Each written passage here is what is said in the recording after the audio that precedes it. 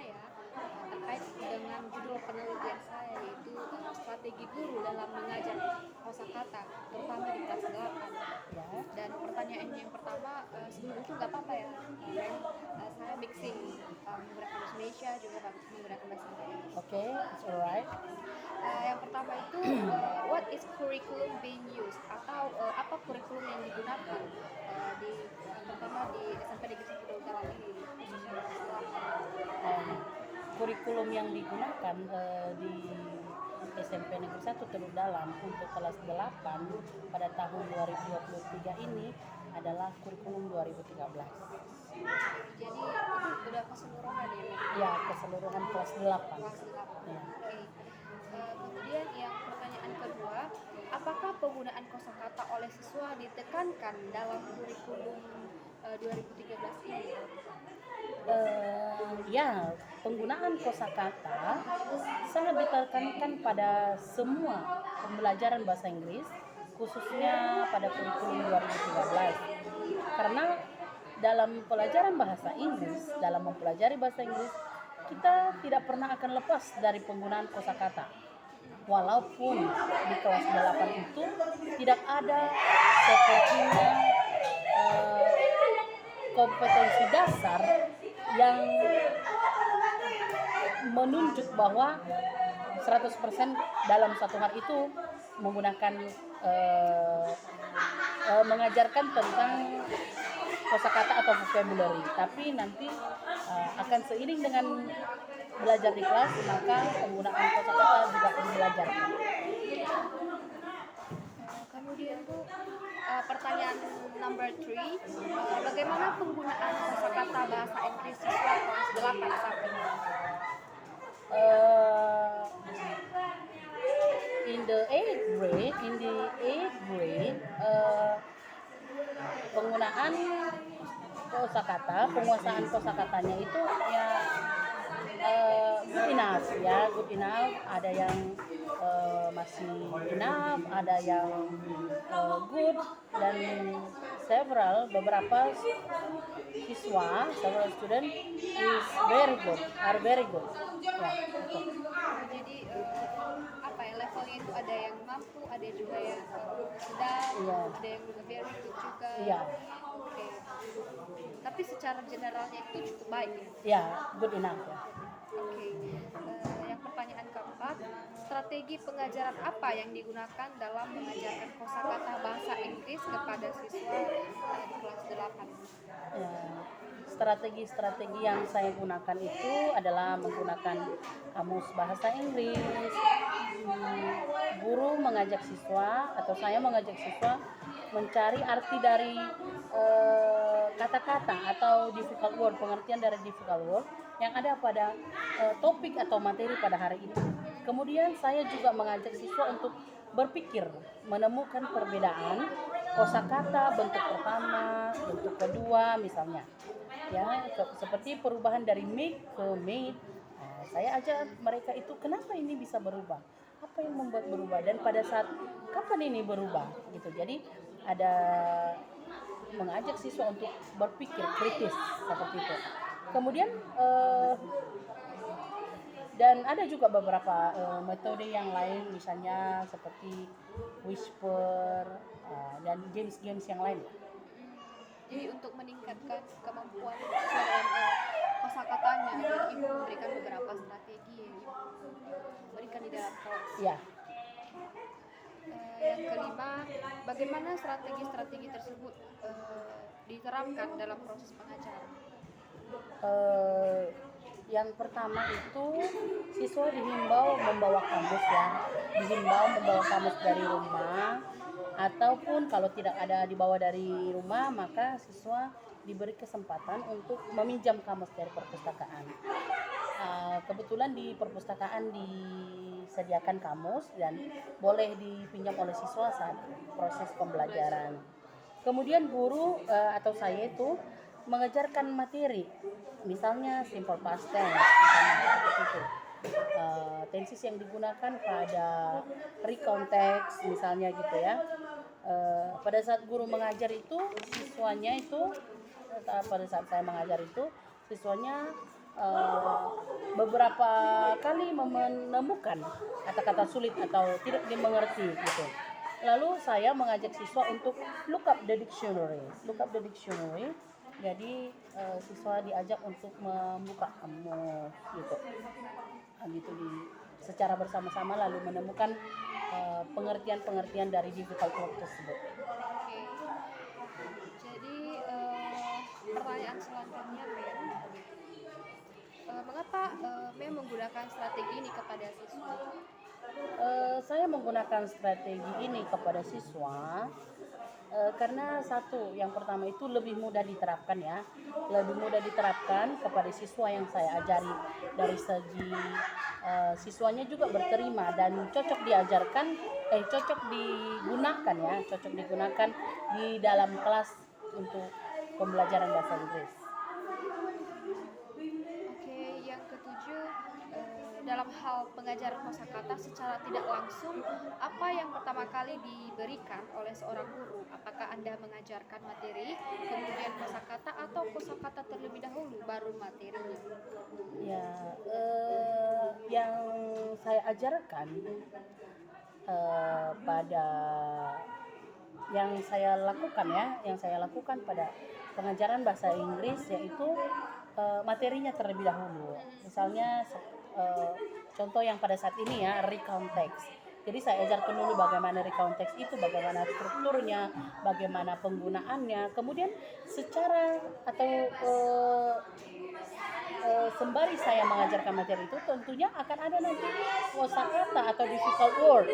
Jadi saya mengajarkan kosakata itu dan setiap ada siswa yang bertanya, Bu ini bagaimana Bu, ini apa artinya Bu? Saya membimbing mereka baik secara langsung ataupun tidak langsung. Saya membimbing mereka menemukan kosakata yang berkaitan dengan materi tersebut.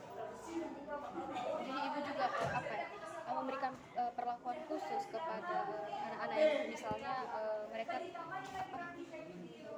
kekurangan, misalnya kurang mengerti dalam kosakata itu. Iya, saya memberikan perlakuan khusus.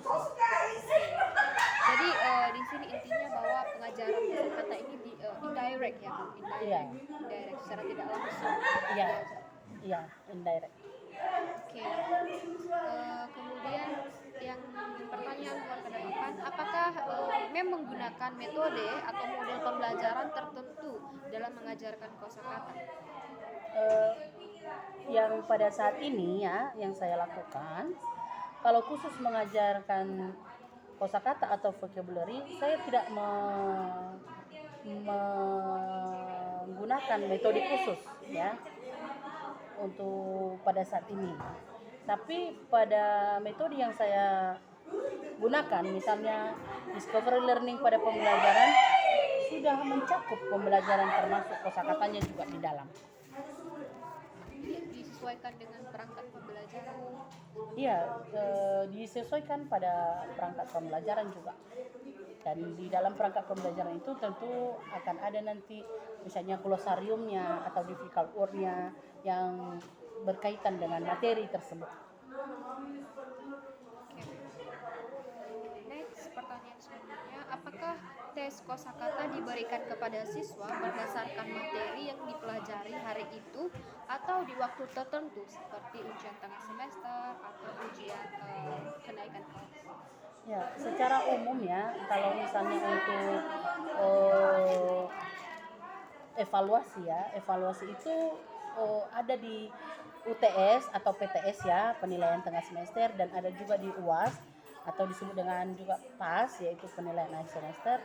Tetapi tidak menutup kemungkinan juga tes-tes sederhana, tes-tes yang kayak seperti kuis dia diberlakukan juga di kelas. Saya juga sesekali membuat kuis tertentu, misalnya match the words, yaitu menghubungkan kata-kata, misalnya mana yang bentuk presentnya, mana yang bentuk pastnya gitu, atau kata yang lain juga banyak bisa dibuat dengan kuis-kuis match word study.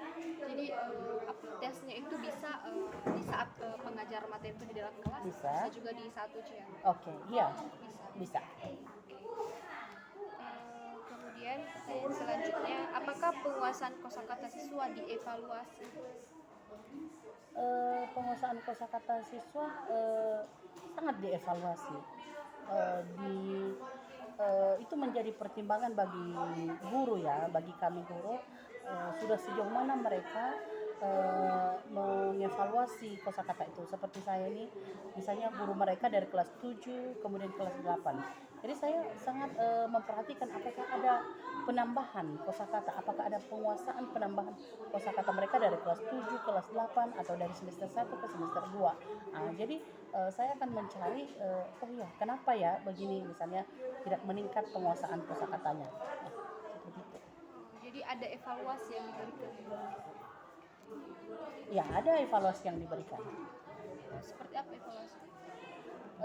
Itu tadi misalnya dari nilai atau skor mereka, misalnya di Matchword itu, misalnya di soal PAS atau PTS, misalnya itu Matchword itu apakah siswa itu sudah banyak menemukan jawaban yang benar, misalnya ada berada soal nomor 7 gitu, jadi berapa persen siswa yang benar menjawab soal yang tentang kosakata tersebut.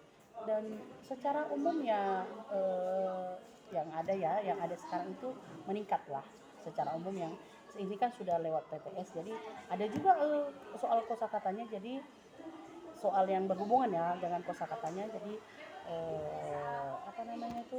dievaluasi, kami melihatlah perkembangan siswa itu. Selanjutnya Mem, apa tindakan yang memberikan kepada mereka sebagai umpan balik dari evaluasi itu? Yang sudah tuntas atau yang sudah berhasil untuk melewati, saya memberikan nilai dan juga pujian. Tetapi bagi yang belum, saya akan melakukan seperti remedial. Remedial bagi siswa yang belum tuntas lah istilahnya, yang belum mahir gitu. Pertanyaan selanjutnya, apakah ada pengaruh terhadap penguasaan kosakata bahasa Inggris siswa dalam proses pembelajaran? Ya, tentu saja sangat berpengaruh penguasaan kosakata dengan pembelajaran di kelasnya, karena tidak bisa dipungkiri bahwa jika kosakata siswa itu banyak atau bagus ya, maka pembelajaran di kelas semakin lancar gitu. Tapi kalau kosakata yang dimiliki anak-anak low vocabulary ya, maka pembelajaran agak sedikit terhambat ya, lama prosesnya, karena sedikit-sedikit akan membuka kamus, sedikit-sedikit akan bertanya. Tapi kalau misalnya dalam pengajaran contoh yang sekarang ya, itu ya, lagi syuting. Bentar ya. Oke, semakin lancar, semakin banyak kosakata yang dimiliki siswa, maka akan semakin banyak juga, akan semakin lancar juga pembelajaran di kelas.